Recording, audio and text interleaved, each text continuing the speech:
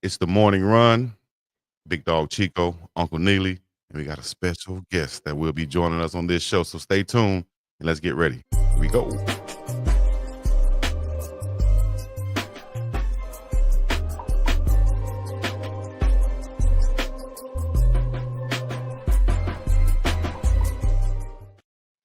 Ladies and greatest in sports and entertainment and the culture.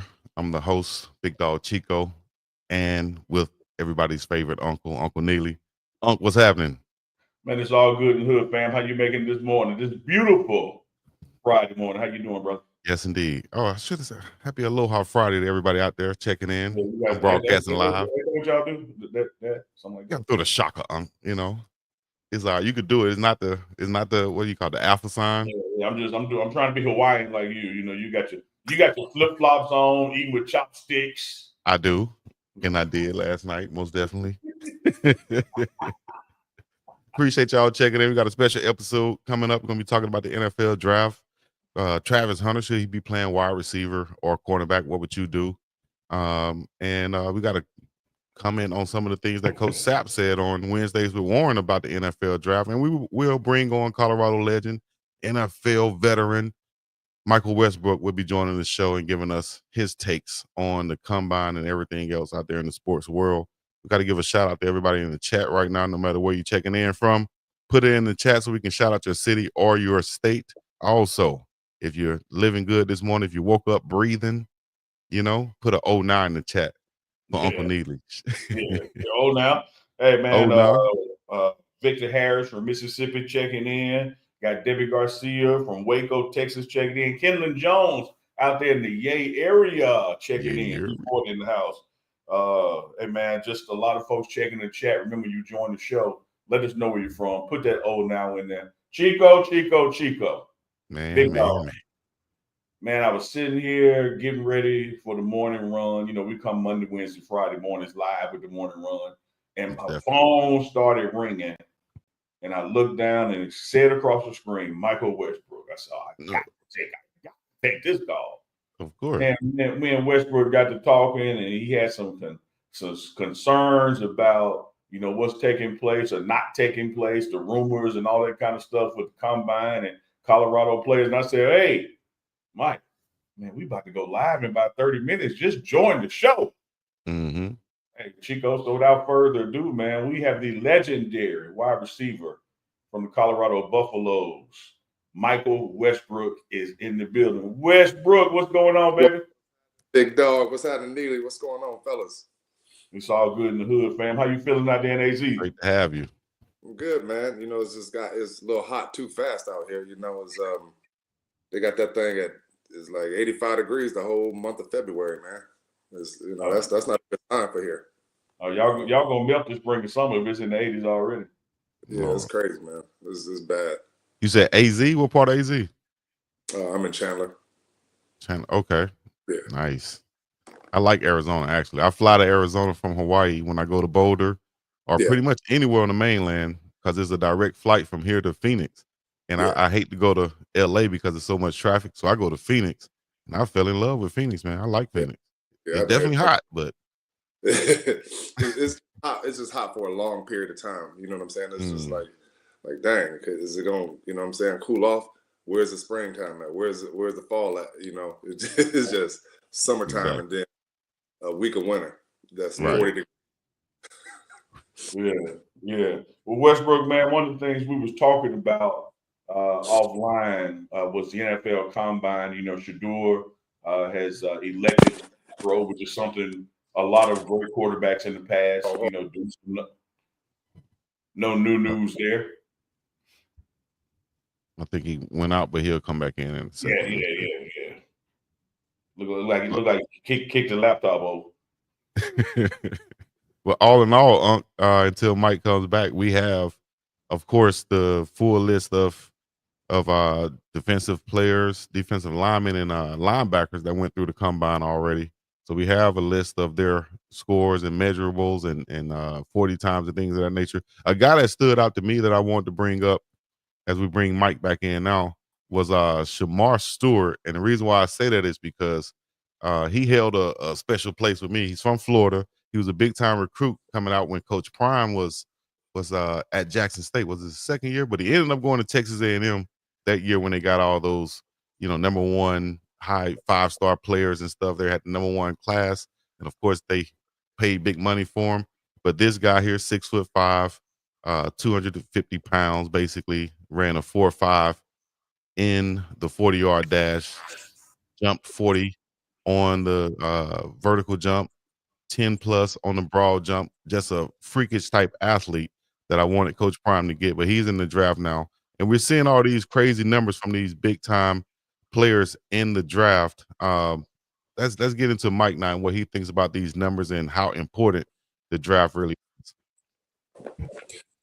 Well, for some guys, the draft is important. It's very, very important. You can raise your stock, or you can actually break your stock in the draft with some guys. But lots of guys, the NFL scouts have seen your tape.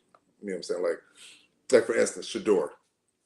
What is he going to do at the draft that scouts need to see? You know what I'm saying? Like that makes zero sense. Like, you know what I'm saying? Like Travis. What do they need to see out of Travis? Right. Not Jonte Wester, but Ashton Genty. What they need to see out of Ashton Genty at the combine? You know what I'm saying? Like that makes no sense. Other guys, it's kind of on the bubble of where they're going to get drafted in the second, third, fourth, fifth round. That, like scouts might want to see a little extra out of them. You know what I'm saying? And they might want them to see the doctors. You know what I'm saying? They might want to talk to them. See they get their personality, get some up close and personal with them. But for the most part, those guys is going to go higher in the draft. That's why Prime showed up, ran the 40, and went home. Yeah. Yeah, Mike, you talk about Shador there for a second and him elected not to throw. There have been some criticism about that, but then there's also been some extra unwarranted criticism when people talk about his arm strength and that kind of thing. You are a world-renowned receiver, legendary receiver, been there at the college level, done at the NFL level. When you see Shador and his arm and the way he plays quarterback, what do your eyeballs tell you? Well, let's rewind it a little bit, because I think it's a game that's NFL, like everybody is running and talking about like different things as far as Dion and Shador and his draft status and stuff. And I think, in my personal opinion, because I know scouts ain't stupid. I know general managers ain't stupid. I know they know what they're getting with Shador. I know 100%. And I think all of the chit chat is so people could run away, so that that team can get him. I think everybody wants him, and I think it's a game they're playing, because the boy is as smart as Steve Young, Troy Aikman, and I know he's as smart as Brad Johnson, and he's a better athlete than all three. And he has just as big an arm as any one of those guys. You know what I'm saying? So I've seen him throw 70 yards. You know what I'm saying? And Cordell Stewart, they said he had a hand cannon. The boy throws 74 yards. How far you want him to? Much farther than 70 yards you want this guy to throw? So the talk of having a big arm is just stupid. You know what I'm saying? Like, you don't got to, and I hear it from a whole bunch of scouts, and not scouts, but podcasters talking about his arm strength. And I'm like, it makes zero sense. It makes no sense at all to me. I'm like, the boy can throw 70 yards. How much? He threw off his back foot to LeJonte Wester. Back foot. In the rain. He was falling backwards, threw it off his back foot, 55 yards. Brad Johnson was throwing bombs to Randy Moss. Randy Moss's career. And I know Shador has an arm stronger than Brad Johnson's. So Westbrook, I said the same thing a couple of shows ago with Dukes of Scoop. I said, look, man, if somebody is doubting Shador's arm strength, you can literally look at one play, the play you just mentioned, the Wester, running to his left off his back foot in the rain and threw the ball exactly where it needed to be. So not just 60 yards downfield, precision, accuracy downfield. Pinpoint. And you already know I've been saying the same thing. Yeah, I'm a connoisseur of talent, right? So, I'm like, that's what we got into it, talking about Travis, like last time you and Chris got into it. But me and you were talking about it, and I know, and I just, I used to sit and watch Brad Johnson because he was my quarterback in Washington when I had my good season, because I was injured the whole entire other time. The boy used to just drop back a million times and throw the ball. I used to be like, that's some pretty stuff right there. That's just beautiful. And I never did that with nobody else other than Shador. And I've been around quarterbacks for a long time, and I never wanted to like sit and watch somebody drop back and how beautiful the ball is delivered with pinpoint accuracy over and over and over again. These scouts know what he's capable of, and they know what they're getting when they get him. So I think it's a game behind the scenes being played because it's a scramble to get this kid. Yeah. I'm 100% certain on that. Deuce Scoop done hopped in. He's in Indianapolis at the combine right now. Deuce Scoop, what's going on, bro? What's up with it? You hear me? Yeah, we got you. No, what's up, man? Cole Westbrook, what's up, big dog? What's up, big dog? Man, good, man, I'm chilling. So I had a question. So with you being a bigger receiver, you went top 5 pick NFL draft.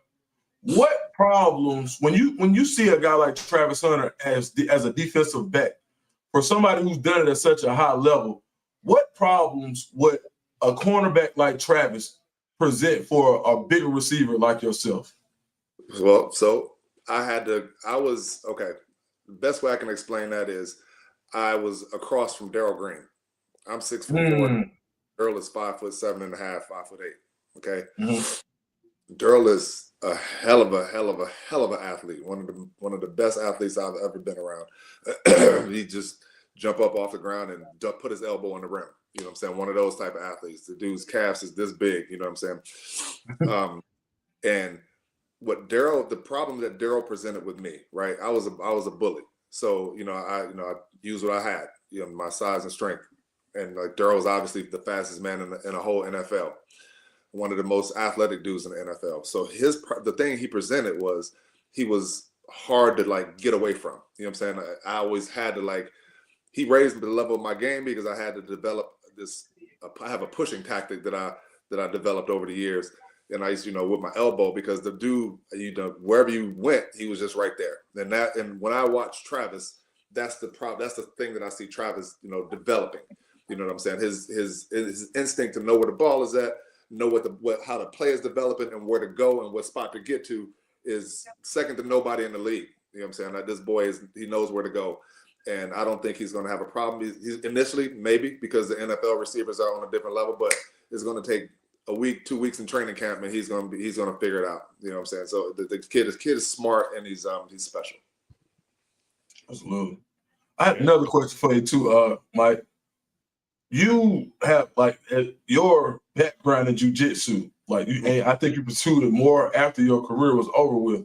Yeah. Was there anything from your football career that allowed you to be more successful? And I know at the levels that you have achieved in martial arts.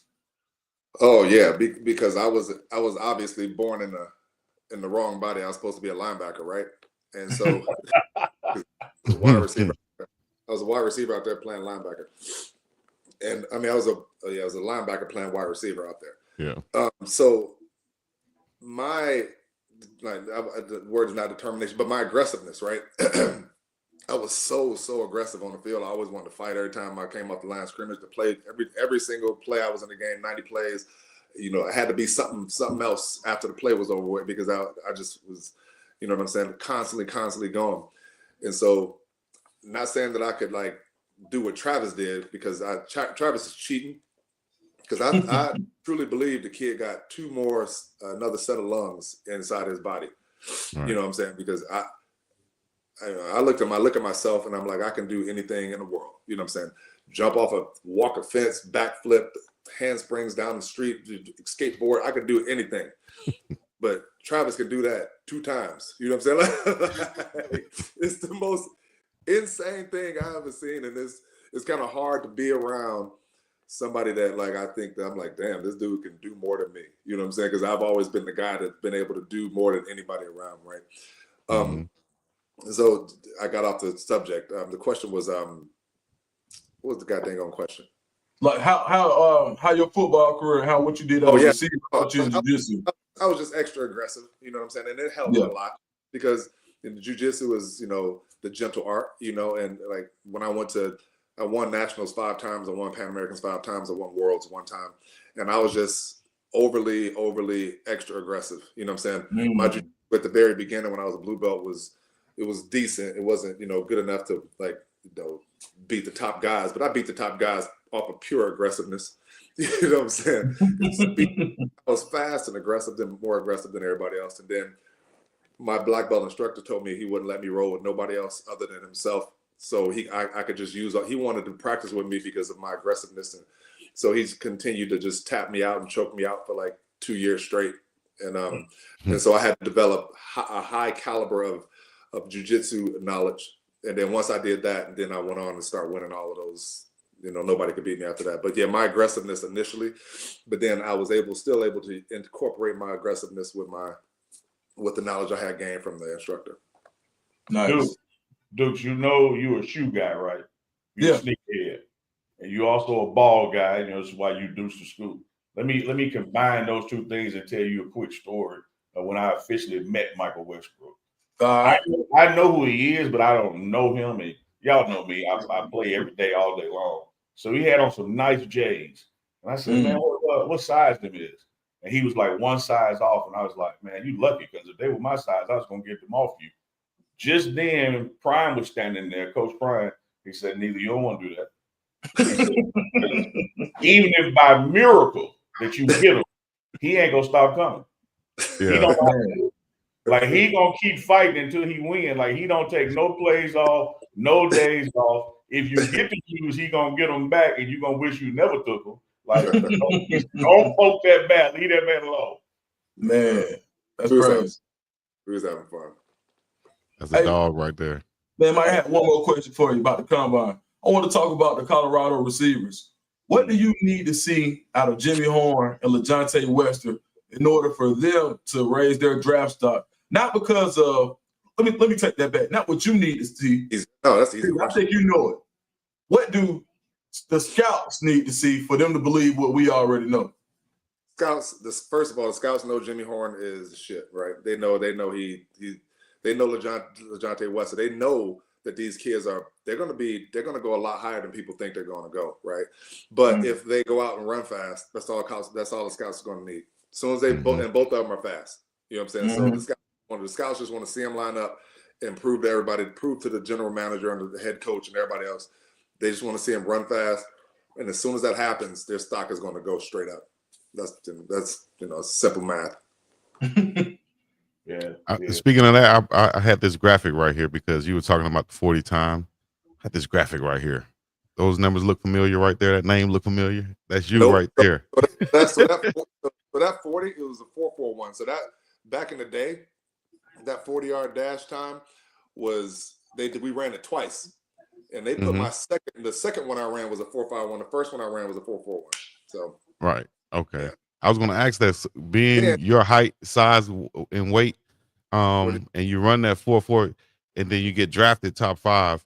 Like, do you think that? How much do you think that helped your draft stock running at 40? Just like you said about Jimmy Horn Jr. and LeJohntay. How much do you think that helped yours? Well, I don't think much. I think it may have. I think I was already sold. I was already a sold product. You know what I'm saying? Like, I had put up some numbers, and the things that I was doing, the way the catches that I was making, like, you know what I'm saying, like Travis make acrobatic catches. I was known for doing that too, jumping over people's heads. And so, scouts and I'm 6'4". I was 6'4", 215. Back in 1995 when nobody was really big back then. And so, that really didn't, it wasn't I went out and ran and caught all the balls and did all the drills and all of that stuff, And so nobody really was shocked, So I think, Mike, your combine experience is much like what you're saying happens with a Shador, is that the player personnel, the GM, the scouts, all the way up to the owner, they've seen enough game film. They know this guy can play. Yeah. So there's nothing he can do drill-wise that's going to impress them. Like, oh man, we got to take him. I think where Shador wins with his personality in the interviews and going up to that whiteboard and showing his football IQ on the spot with diagramming plays and breaking down film and those kind of nuances of the combine. Sitting out there running cone drills or throwing balls, like, if you are worth a damn in your job in the NFL, if you don't know that guy can play quarterback, you shouldn't be in the job. Right. They Neely, they 100% know. You know what I'm saying? They know, and I truly believe that all of the rumors are being spread to try to scare other scouts away, but I don't think they're stupid. You know what I'm saying? Because whoever gets them, they're going to win some football games. Yeah, I was talking to Warren Sapp. We do a show called Wednesdays with Warren, and we broke down the combine, and Warren's assessment of it was like, hey, man, you got to understand, these are big businesses, and what they're trying to do is get a product for as little as they have to pay for it. That's what they want to do. And the process of the combine is actually to drive down the price, not to drive it up. And so that's why you see some guys who either don't participate or they discover some kind of injury like they just did, and they use that to still get you, but get you for a little less. Yeah. I agree 100%. It's a 100% game they're playing because they know the package that they're going to get.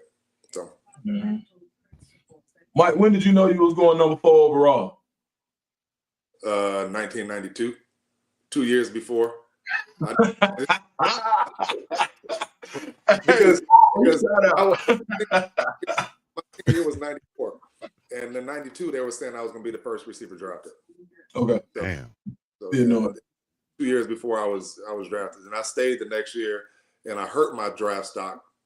That's 93 because my boy CJ got off, and I didn't have a good season, and so I was like, I ain't coming out early, and so I stayed another year because my draft stock plummeted in 93, but then in 94 I went off again. So did you have any like apprehension about a team that may have wanted to draft you that you didn't want to go to, or you was good wherever you went? No, I didn't understand the game. I didn't have a Coach Prime as a dad that helped me understand any of that stuff. You know what I'm saying? It was just like whoever I got drafted, that's the team I was going to. But I didn't understand like the earlier you get picked, the worse the team is. You know what I'm saying? I didn't care and I didn't think about that. You know what I'm saying? Like them having not having an offensive line like hurt my career. You know what I'm saying? Like, and I had 13 quarterbacks. Brad and Jeff Hostetler and Tony Banks and Gus Farrat, Trent Green, you name it, they threw me the ball. You name it. You know what I'm saying? I'm like, it's not the quarterback, guys. It's the offensive line. We need some protection for this guy. You know what I'm saying? Because can't nobody cover me. You know what I'm saying? It's not my fault. You know what I'm saying? Yeah. So I love it. Hey, Chico, I rock with you, but I'll fight you over Michael Westbrook. That's my dog, man. We get sideways in the dirt over Westbrook. Westbrook said I knew in 92 I was going number 4 and 94. Hey man, listen. I'm just hopping on. This is the morning run. BiggDogg Chico, your man Neely, and of course Dukes of Scoop. We got a special guest, wide receiver, NFL legend, Colorado Buffs legend, Michael Westbrook. If you're in the chat, you got a question, drop a chat. We'll try to get to it. Make it a super chat, and we'll definitely see it because those spring up to the top for the producer. Westbrook, as this combine winds down, throughout this weekend, talk to us about the difference for the athletes when it comes to the combine or your pro day, because your pro day is your campus, your quarterback, your equipment man, sleeping in your bed. What do you look for between the combine and your personal pro day to try to bump up? Well, for the guys that actually need it, you know what I'm saying? That pro day is actually a good time for them to kind of show out, you know what I'm saying? Because some people do the combine and they do pro day. Some people do both of them. Some people that didn't get invited to combine, they just go ahead and do the pro day. But pro day is an awesome thing for a kid to show out. You know what I'm saying? I did both. I was like, oh, some more scouts out here, because my mentality is like, where's the games being played at? You know what I'm saying? Oh, ain't no game? Can we go over here? You know what I'm saying? I didn't care what was going on. I'm going to go do it, even though I know I'm going to get drafted high. I just like to play. You know what I'm saying? And so when the scouts come out, for those guys, it's just time to show out.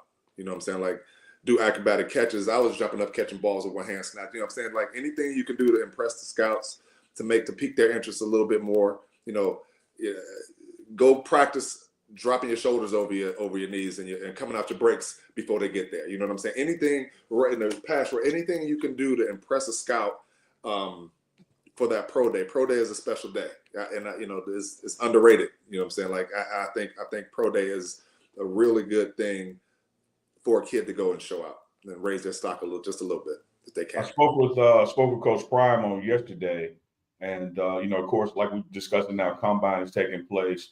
Colorado is going to have a pro day. In the Big 12 is also having a pro day in Dallas, and his words to my ears were like, "Look, hey, if you can go to all three, go to all three. Like I want my guys to get as much exposure as they can, even if they don't do all the drills, to be there, working, interviewing, and be in the environment. Take every opportunity you can, to sell yourself and be exposed to it. So by all means, he wants guys, even if they did the combine, to do the pro day and do the Big 12 pro day. That's what I was just saying. Like, everybody's like, "Why are you doing this, Mike?" I'm like, because I know I run fast. I know I can catch better than everybody. I know I can jump high. You know what I'm saying? Go out here and play. You know what I'm saying? This, to me, it's a game. So I'm going to go out here and play because I want to show off, because I'm a show off. Okay, I'm going to go do it. Yeah. Hey, Dukes, we got a comment. It is what it is. Said, this man sitting Indian style and my legs hurt just watching it. Man, listen. That's that jujitsu, man. Man, look, look, I was over here laughing, right?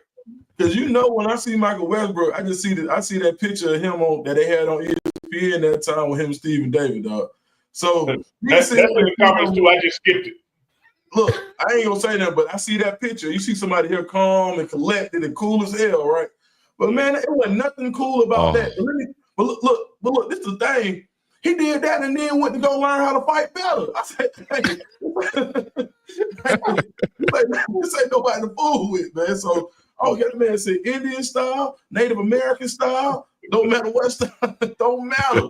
No matter what they want to call it, politically correct or whatever. Westbrook, let me tell you something you don't know about Dukes Scoop. His nickname growing up was Chop Kick because he thought he knew something about it. It's martial arts, Scoop?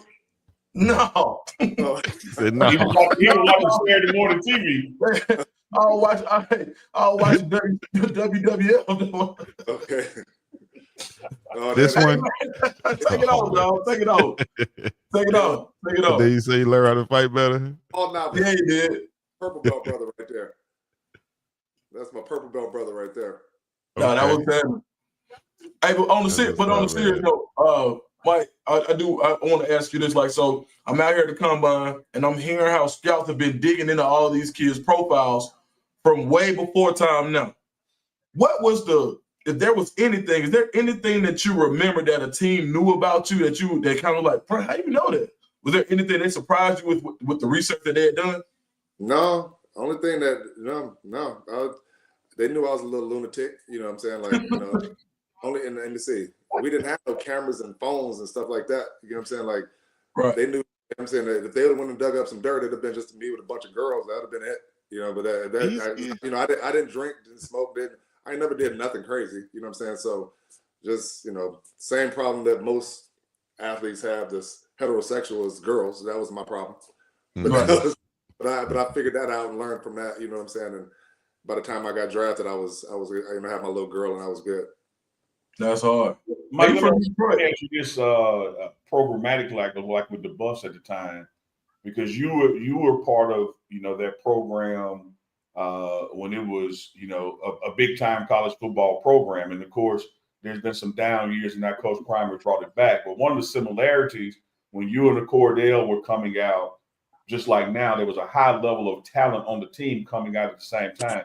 What was it like going through this process and having teammates, whether they were a year ahead of you, year behind you, or with you, potentially going to be in the same draft class, going through the same process? Did it help you seeing familiar faces at the Combine or Pro Day?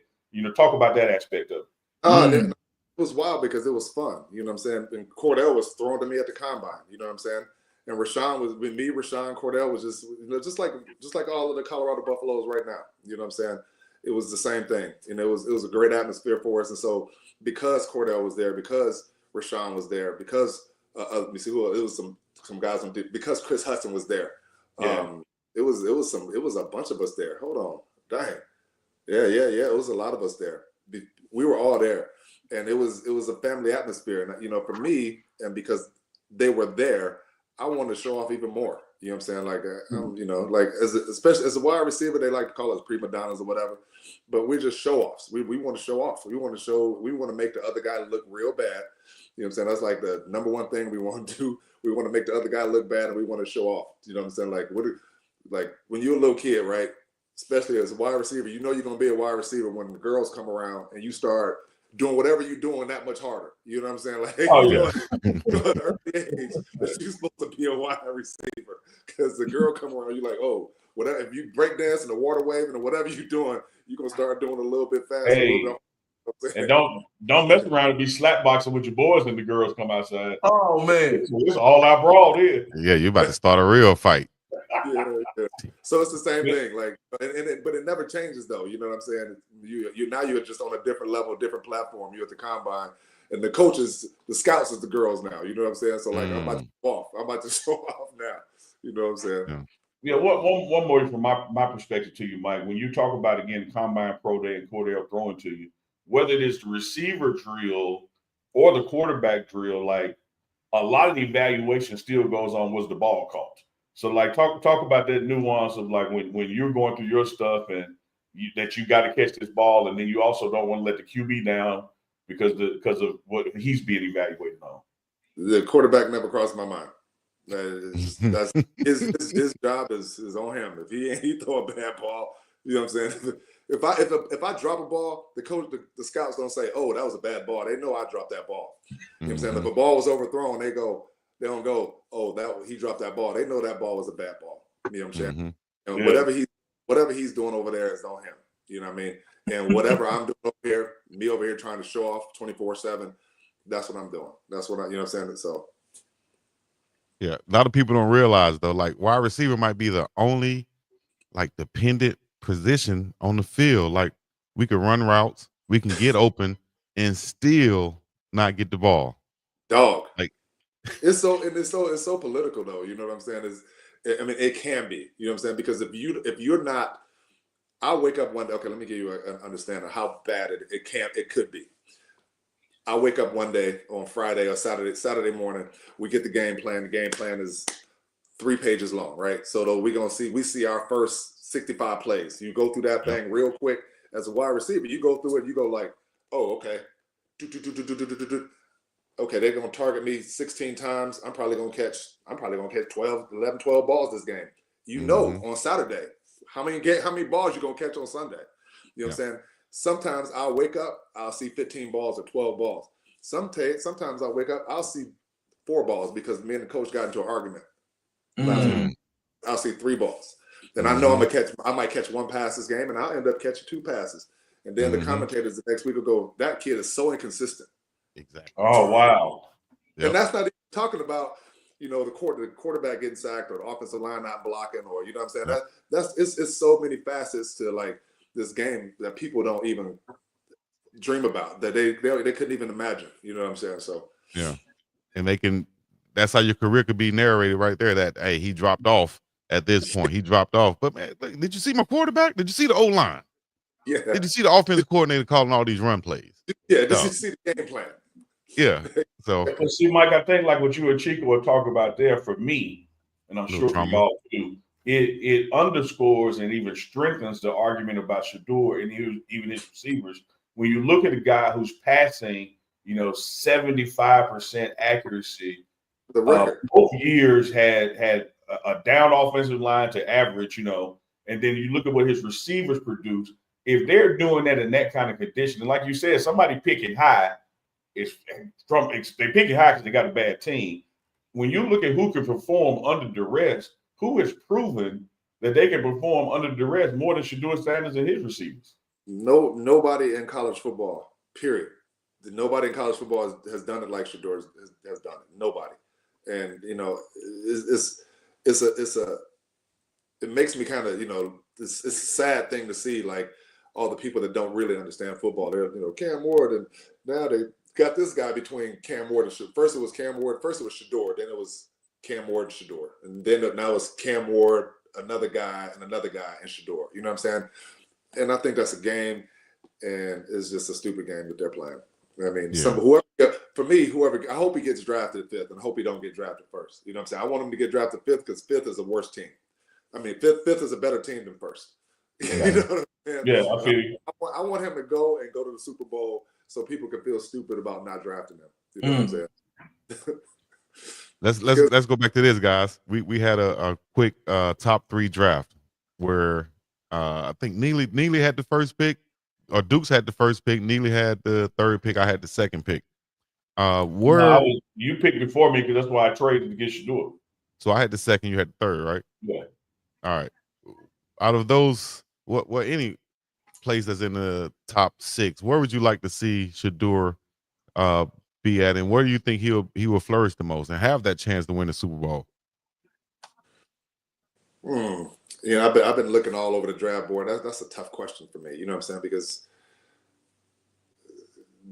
ain't none of those teams in the top 3 about to go to the Super Bowl no time soon.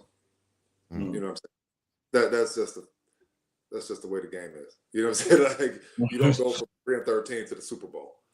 You know what I'm saying? Even if you do get Superman Shador, to me, he's Superman because I think he's the best quarterback that I've seen in a long time. Like Bo Nix, all of these guys that they've been talking about, they're like Cam Ward and Shador. If they would have been in last year's draft, they wouldn't even gotten drafted. Oh yeah, These guys are crazy. You know what I'm saying? I don't know where they get. I don't know. Maybe I don't understand quarterbacks. Maybe I don't. You know what I'm saying? Even though I had 13 throw to me in 7 years. Maybe I don't understand. You know, they came out recently with a report that although there's going to be quarterbacks taken in the first round, that there was no quarterback in this draft with a first round grade. And I was like, come on, man. Yeah. Right now, Cordell, that's my dog right there. Right now, Shador, I'm looking at. I followed him around on the sideline. I saw what the decisions, the progressions. I saw what he was doing. This guy he plays like he's been in the NFL for 5 years already. He played in college like he played in college like he came down from the NFL to play a couple of college games. Yeah, that's what he looked like to me. And I'm not saying that because Prime is my dog and I love Shador and I love their family. I'm not saying that. I'm an honest guy. You know what I'm saying? Shador looked like he has been playing in the league for 3 or 4 years, and he decided, you know what, I'm gonna go to college and play for a year. That's what he looked like to me.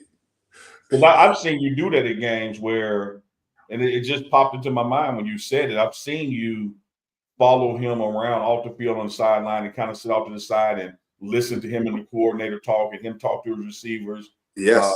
And just seeing what his progressions were. I've actually witnessed you do that without interrupting, you know. I'm doing it for one reason. I'm doing it because I want to hear what he's saying. I want to hear how intelligent he is. And I was not let down. I was impressed. You know what I'm saying? I'm like, this kid could be my quarterback in 1999. You know what I'm saying? Right. Like my fifth year in the league, he could have been, you know what I'm saying, like throwing me passes. The kid is brilliant. You know what I'm saying? Like, but maybe I'd like to see him in a setting where he is maybe Vegas. I don't know. Maybe Vegas. Maybe I don't know about Tennessee. Maybe. Could you see Travis and Shador in New York? And would that be ideal for both of them? I know Bucky would like that. You know what I mean? He don't have to travel too far for the content.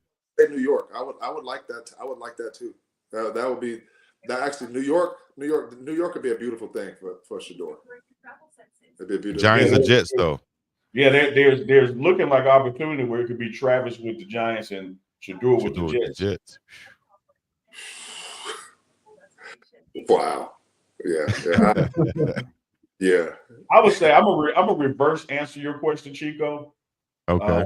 I'm agreeing with Westbrook that in the top 3 or 4 picks, like the chances of going to a Super Bowl in the next 2 years are slim. So, not to cut you off, but not in the next 2 years, but just like in the long run, the best fit for Shador to where he'll have a path to get to that Super Bowl. I was getting there, Chico. Okay, sorry about that. Go ahead. I know you had a long night, brother, but just relax. You know, I'm just saying that to turn somebody who's picking in the top 4 into an instant winner, national NFL champion could be difficult. But so I look at where is it the most difficult. And for me, man, the whatever is happening in Cleveland historically or right now, that's the only one that gives me pause. Because when I see like a Myles Garrett that's saying like, no matter what y'all say, I don't want to be here no more. I'm like, it's like if I'm about to move into an apartment complex and Chico moving out, and I'm like, hey, Chico, why you don't like living there no more? Like, it's gonna give me some concerns. And that's not to make assumptions about the Browns or just totally believe everything Myles is saying. I'm just concerned that type of player has reached the point that he don't want to be there no more. So out of the people that's picking and say the top 5, the Browns would be the only one to give me pause. All the rest, I could see totally embracing and going there and wanting to be there, thriving there, et cetera, et cetera. Yeah, I agree 100%. Yeah. But what do you think it is, Mike, with the Browns? You're a former NFL guy. You've been around management and all this. What's the issue? I think it's the same thing in the Cincinnati. You know what I'm saying? It's just a bad organization. You know what I'm saying? And I don't think that maybe it's different in Cleveland, but I know it doesn't look like it because Cincinnati, it seemed like football wasn't important to them. You know what I'm saying? And if football is not important to you, how can you win? How can you win at anything that's not important to you? Yeah, you can't. It's going to be very tough too. Right. I want to ask about you. You brought up the legend Darryl Green, and of course, Coach Prime was your teammate when he came over to Washington for that season. And Duke's asked the question about playing against smaller, quicker DBs like Travis or Darryl Green, being a bigger wide receiver. I know those guys can be like gnats on you, like you said. No matter where you go, that they're right there. Run your route, and you're like, where is he at? You know what I'm saying? Right. Because they're going to be like more finesse rather than physical, like where you want to be, right? Oh, you know what I'm saying? Like the bigger DBs, they always want to challenge me, and they always lose. You know what I'm saying? Exactly. But the small, and Dion was funny because he's a tweener. You know what I'm saying? He ain't like big and he ain't little. You know what I'm saying? So he learned real fast. Like after our first meeting, you know what I'm saying? Like against Dallas, I smacked the crap out of him. Bah! And he's like, okay. So he stopped jamming me. He's like, okay, I'm not gonna jam him. And like, and he's one of those guys that every time I ran a route from that point on, I'm like, where's he at? You know what I'm saying? But he was right there. He was always, I'm like, God, I can't get rid of him. In hip pocket. Yeah. Yeah. But he stopped trying to he's like, that's just stupid. I ain't gonna try to bump this dude. You know what I'm saying? But a lot of guys, take it to heart. Like, I'm like, no, you're gonna lose that one. Yeah. Hey, Mike, like you from Detroit. Yeah. What made you want to go to Colorado? Coach Mack, Bill McCartney. He came into the gym. I was in there putting on a dunk contest. I was like 1989. He was it 1990? It might have been 80. It might have been late 89, early 90. He came into the gym, and he wasn't even recruiting me, by the way. I wasn't being recruited by Colorado. But I could dunk from the free throw line though when I was a senior in high school. And I was just and all the girls, there it is again. All the girls was and do it again. I'm just over there, boom, coming from the side, just do it again. And talking to my coach about another player, and he saw that. And he was like, "Dang." He was like, he played football? He was like, yeah, that's my wide receiver. He called me over. He was like, I want to give you a full scholarship to Colorado. Oh, wow. That's a contest. That's how I got my scholarship to Colorado. Wow. Saw that athleticism. Didn't even have to see you on the field. Nope. Just offered me a full ride right there. That's great. I'll say this, man. Shout out to Coach Mack. Rest in peace. They, had his service on campus. And one thing I say that I don't want the audience out there to get lost in this nuance of that time in Colorado, and frankly, is what I think led to the erosion in Colorado, is that you had a Coach Mack that would go down to Marrero right outside of New Orleans and get a Cordell Stewart when LSU was overlooking him. You had a Coach Mack that would go to Detroit and get a Westbrook. Like you got to go to where the players at, man. Like you got to hunt. You got to fish where the fish at. You got to hunt where the dead. You got to recruit where the ballers are. Yeah, Coach Mack was that coach in Boys in the Hood over Ice Cube or O'Shea, Yeah. whatever. Doughboy. Yeah. He went Doughboy. over to his crib. That was Coach Mack, but he was a white guy. Mm. Yeah, that's hard. All right, so I'm gonna take you back right quick. 99, you go crazy, right? Yeah. That's the year. Yeah, all right. But 4 games. I missed 4 games that year, and I had a cast on my left hand for 4 games. And so that made it even crazier. That was the only time that was the least amount of games I missed in 8 years. 4. And still put up, we had 70 catches. 76, 1,200. Yeah. Went nuts. The Redskins ball that year, right? Okay, cool. Y'all get in the playoffs. Win. I think y'all, matter of fact, y'all beat Detroit. We beat Detroit. We lost to Tampa, Warren Sapp. That's how they got there. Hey, look, y'all really supposed to win. I know it was a field goal with 2 seconds left on the clock from the 20-yard line. All right, so on a scale of 1 to 10, were you sad? Well, I ain't gonna say 1 to 10, emotionally. Were you more sad about the game or were you more mad about the game? You know my personality already. What you think? Mad at I was looking for somebody to fight, man. Man. I know. I was saying that. I'd have been in the locker room like, don't make eye contact with him. Look at the flow. No. Get up out of here. Mike, what they was doing? Hey, so I know whoever it was. I think they botched the snap, right? How fast did he get out of your way? I wouldn't even. For me, it wasn't even that right there. Okay, that was, we shouldn't have been in the position that we was in to lose, because it was one of those game plans where I was having such a great year. Our coach said, "Look, everybody's going to be targeting Westbrook, so we're going to throw to this receiver today." I had 3 catches that game. Yeah, we just called out the stats. Yeah. So I had 3 catches in that game, and so yeah, that's how we got into the predicament to have to kick a field goal to win the game. That fumble that we lost. Matter of fact, because y'all went up, y'all scored all y'all points early. Let's go no more. Yeah. Y'all went up early. Yeah. Launched to the other side of the field like, damn, this is stupid. We gonna lose. BiggDogg, dudes, we got a super chat question from Mike from Keithland Warner, $4.99 super chat. Appreciate that $4.99 contribution, bro. Says, great show. Mike, if you were the coach of Colorado this year, what would be the most important thing you would work on? Same thing as always. For me, like offensive line, defensive line. That's all I care about to build a team, period. That's it. That's where the quarterback could be mediocre and the team could still be brilliant, because the offensive line could protect a mediocre quarterback with mediocre receivers and they'll still do well. Okay. Give me a good offensive line and give me a good quarterback with some good receivers. You're gonna be in the top 3 for the rest of the time. That was University of Colorado back in the day, between those years of 88 and 90 and 2001. That was Colorado back then. Yeah. We had great offensive lines, good quarterbacks, and good receivers. Man.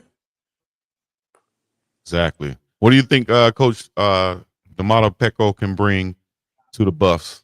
Maybe that can kind of rekindle what they've had in the past with a lot of great Polynesian players.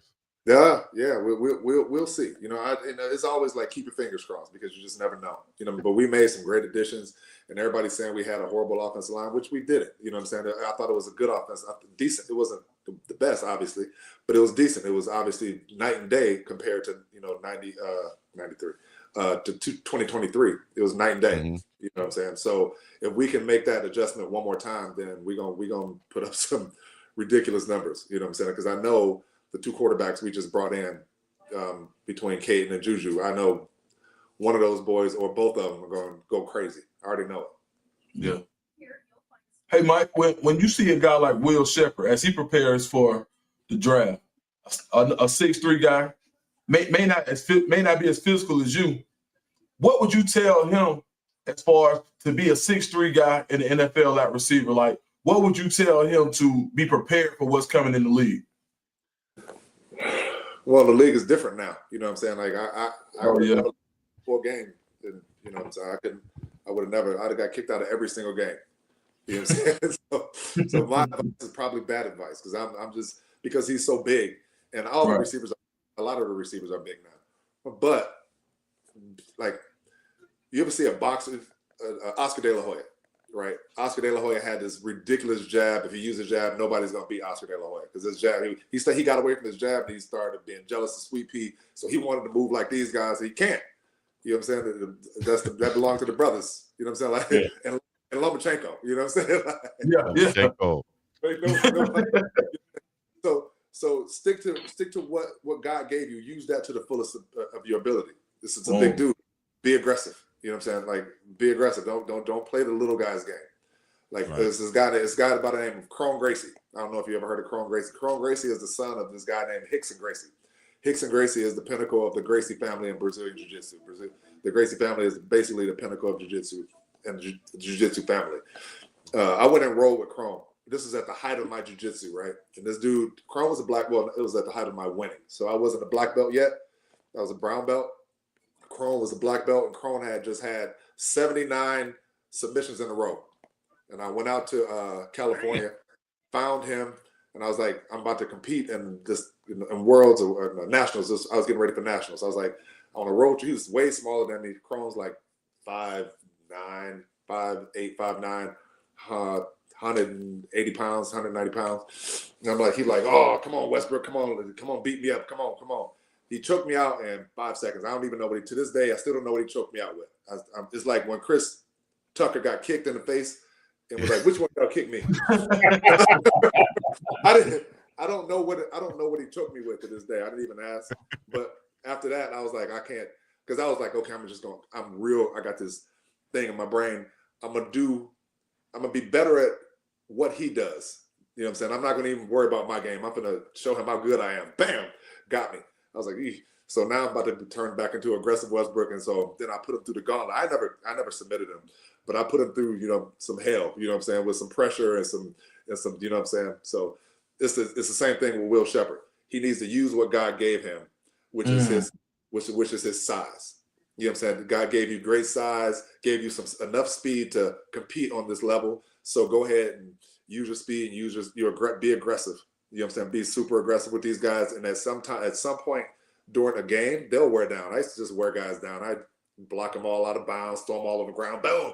And they just give up. Like, people just give up. Yeah. Some guys, not all guys. A lot of guys just gave up. Yeah. Hey Deuce, one thing you missed in that now, Westbrook said world championship. So you know how we call Chico the international condom tester? See? Oh, see how he go. International champ. Like, Westbrook done fought on other continents, man. He don't just whoop ass in America. He whoop ass around the world. Hey, when he said them Gracies, man, like, so I got introduced to him through Royce Gracie. So just even seeing that, you start to realize that, even when they was trying to have them doing crossovers in pro wrestling and stuff like that, that's kind of how a lot of us mainstream guys will learn about the Gracie family. Yeah. But that ain't, when you said that, I'm like, bro, like what? Like we when we hear about stuff like that, it seems like something like a deity or something. Like they're not real people. You talk about you get what I mean. But I went to a great school. My first school was Halfon Crosby Gracie. I got promoted by them. My first belt promotion was by the Gracie family. That's crazy. Yeah. That's like the Race family in wrestling. Harley racing them and all of them. That's like the Race family wrestling. I don't know about that. Unc, I was going to ask before you told the world that I was an international condom tester. I was going to ask. Hey, Westbrook, I was going to ask the question though. You see how he repeated it because he wanted to make sure people heard it. I was going to ask the question. I was going to piggyback on what Leon said in the chat, which is basically, Unc, if you had went up to Mike on the sideline and asked him that question, and he ended up if you ended up in a submission move, how would you tap out? That was going to be the question. Let me tell you something, man. I tapped out when he walked toward me. Like, look, I was doing a live pregame show, and he walked in the room, and I peed a little bit. Come on. I ain't with it. Come on now, dog. Dude. Come on, man. We was talking about I'm boxing. from the streets, but I walk down the sidewalk. I don't walk in the streets no more. Like I ain't gonna sit and tell you I ain't scared of that man. I'm scared of the hell of that man. See, y'all go out there be brave, and next thing you know, you laying out cold. Like, no, I got something to prove. No, I can't prove. I tell look, he walked my way. I'm tapping out. Like you want. Was that me? Was I at the back of the room? Was I sparring in the back of the room, or was you standing? Yes. Yeah. So like, let me set the scene for y'all. He was waiting to come on the show, right? And he was behind the cameras, and he was back there just shadow boxing. But we was talking about it, and I was showing you something, and you was like, you was looking at me like hey, dog, don't like you swinging too close, man. Like you gotta come on, man. Like, no, let me show you this, dog. Don't show me a damn thing. Like, man, you know how they were saying how Drake's supposed to leave Kendrick Lamar alone. You just know it's certain dudes you just let them alone, bro. You leave them alone, bro. Like, yeah, that's one of the moments. Like, go on that way. Yeah. I'm gonna ask a real question. I got one for you, Westbrook. Okay, go ahead. Big Must See TV. He says you need to coach, Westbrook. Stop running. I need a what? You need to coach. He's saying you would make an excellent coach, but you're running from it. Oh yeah. I don't want to do that. Coaches is crazy. Coaches is crazy. Like, no way. Like, you know what I'm saying? Because Prime called me down last year. He's like, Mike, I want you to come and coach the receivers. You know what I'm saying? Come help coach. I didn't know it was it was an audition. You know what I'm saying? I'm down there and I'm helping out and everything. But then I realized I was like, oh, this is not what I want to do in my life. Not ever sleep and be in meetings all day, every day, scouting all day, every day. Like, do you know what it takes to win a game? Yeah. Like, I'm competitive, but I'm not no mold like that. Those coaches are nuts. They are nuts, man. I'm like, nah, dog. That's y'all. Hey. Exactly. Same thing I said, dog. Hey. Like you say, do you know what it takes to win? Like, you have to put in the hours, dog, and it's insane. You got to be dedicated to that. Yeah. So, like, listen. So, the person in the super chat, right? So, just to understand what you think a team is going to be doing on the right hash, you got to go look at all their games and then go look at all the teams that run similar offenses for setups, and then look at all the games on defense for just that one hash. And then you got to do it on the other hash, and then you got to do it for every 5 yards. One game. Coaches is nuts. I'm like that kind of tedium that you see, dog, that people don't they don't do well with. That's so tedious. That make me want to fight.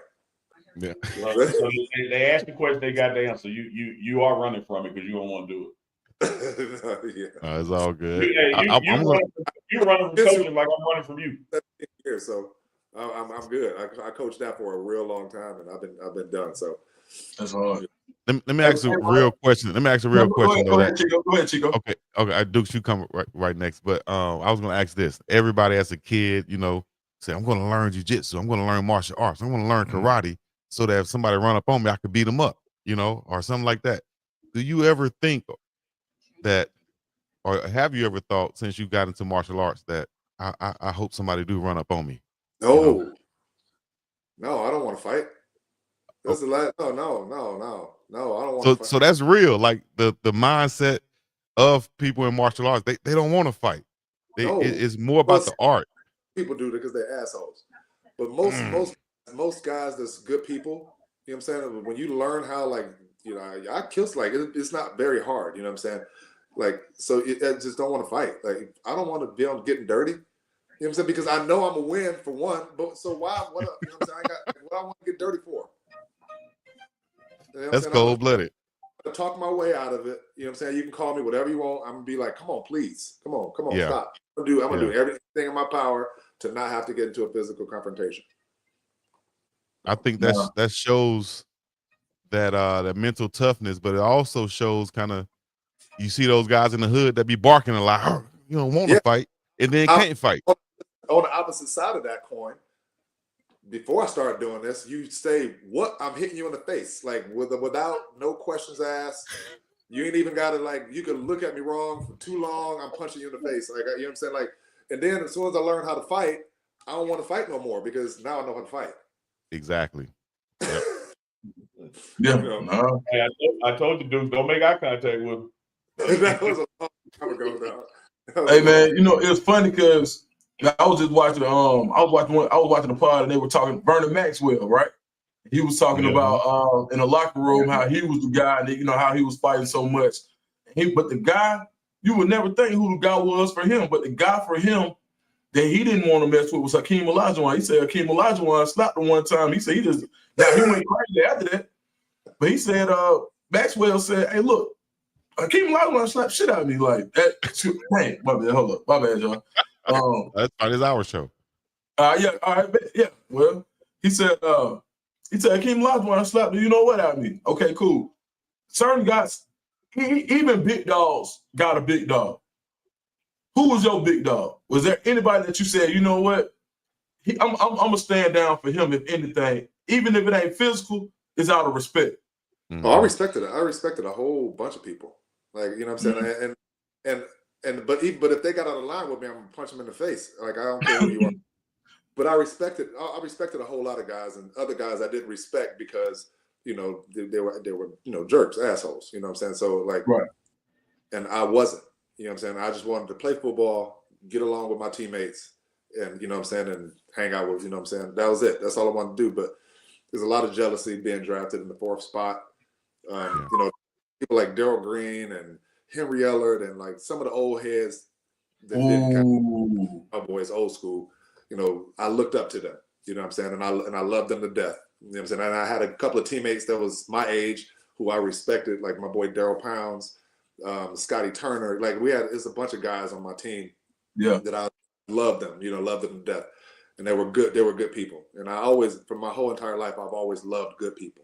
You know what I'm saying? And you know, I give you on my back right now, you know what I'm saying? So, but if you're a jerk, you know what I'm saying, I just, you know. Punch you in the face. and that punch you in the face make consistent. No. Real consistent. I'm from the deep, dog. I'm from the deep. Hey, Detroit. Hey, Mike. Hey, you know how back in the day, they said if you don't know the answer to the test, just pick C. I'm a Gen X from Detroit. You know, like, come on, man. It don't get no worse than being a Gen X from Detroit. Definitely. Mike, let me ask you this about some intangibles. I was talking to Sapp, Coach Warren Sapp, and I said, man, put aside physical talent, hard work, you know, the standard cliche stuff.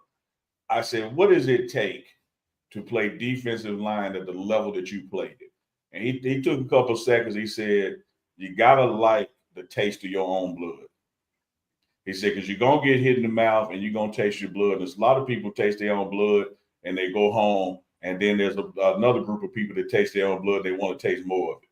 If you could give me an intangible for wide receiver at your level, again, I started, you know, physical gifts, hard work. What would be that thing that helped you be more successful than others were? I always looked at it as I took great pride in me going across the middle, me never alligator arming, me getting hit in the face, me getting knocked out. Like whatever's going to happen when I catch this ball, I'm going to have to deal with it, but I'm going to catch the ball anyway. And so I always saw that as me putting me on a different level than other guys around me because I know these guys were terrified. So I've been punched right in the face, you know what I'm saying? Because I didn't have a choice when I was growing up. So I like being hit is nothing to me. I don't blink when I get punched in the face. You know what I'm saying? I got to take a punch, like whatever. You know what I'm saying? So all the hits that I got cracked with, you know, I played 4 screws in my neck, screws in both my wrists, screws in both my knees. And I got up and kept going. You know what I'm saying? Like, you know what I'm saying? Like as soon as I could possibly get back on the field, you know what I'm saying? This was a life and death situation, but I never thought about it like that. I always thought about it like it's just getting punched in the face.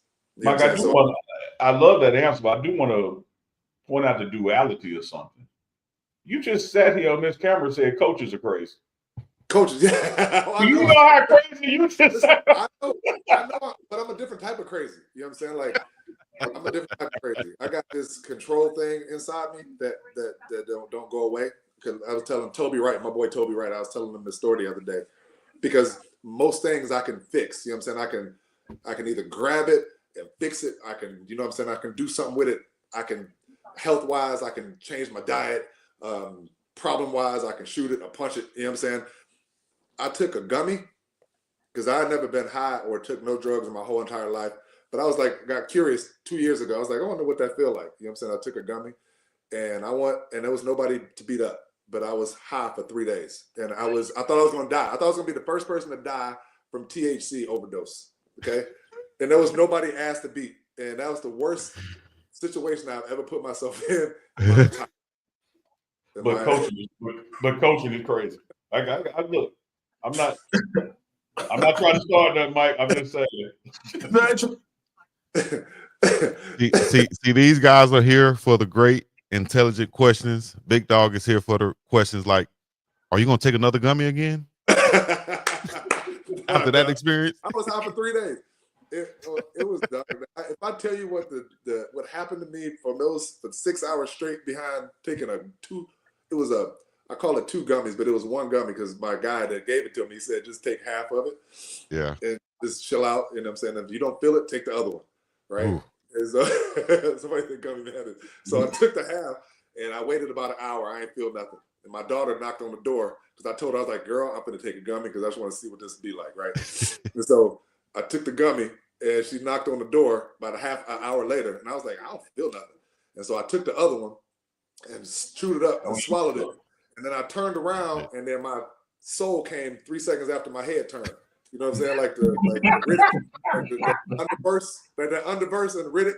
Yeah, and then I started doing this real fast. And for the next 6 hours, that was me. I was on a rampage, like trying to get this. I was like, this got to get out of me, dog. You know what I'm saying? It was the most brutal. It ain't nothing you can do about it. Nothing you can do about it. Just let it pass. 0. Okay, I remember that feeling. It just clicked. I'm slow because he started off by saying, usually I can fix some. So he's like, right, okay, boom. Yeah. Nothing you can do about that. Just got to let it go, dog. I couldn't. That was and nobody. I couldn't beat up nobody. I couldn't beat the ass of the gummy. You know what I'm saying? Right. It was. Yeah. But the coaches are crazy. Coaches are crazy. Like I said, it's a different type of crazy. In a whole different way. Yeah, different type. BiggDogg, Chico, Deuce to Scoop. It is the morning run, man. We have Michael Westbrook on, NFL legend, Colorado legend. Man, what a show. Mike, you welcome back anytime, man. We on Monday, Wednesday, Friday mornings with the morning run. Matter of fact, next week, y'all stay tuned. We got Cordell Stewart coming on, coincidentally. Like, didn't know I was going to talk to these two brothers, but it just lined up that way. So Cordell will be on one day next week. Michael Westbrook today. Westbrook, give us something, take us out of here, man. Drop something on us and we roll out of here. Oh, man, ain't got nothing to drop, man. Y'all know I love y'all to death, man, and keep doing what y'all doing, man. I love y'all show to death. Y'all make me proud and happy. So keep doing what you're doing, bro. My man. We're happy to make you proud and happy because we don't want to make you mad or anything else unless we're going to send Neely down the sideline so you can grab him first. I just see you looking just then. Hey, appreciate you, Mike. And we appreciate everybody else checking in out there, no matter where you're checking in from. Thank you guys for joining the show. Hit the like, subscribe, coming out of other good stuff. Until next time, this has been the Morning Run. Uncle Neely, BiggDogg, Chico, Philip Dukes. We up and about this thing. Peace in the Middle East. Yeah.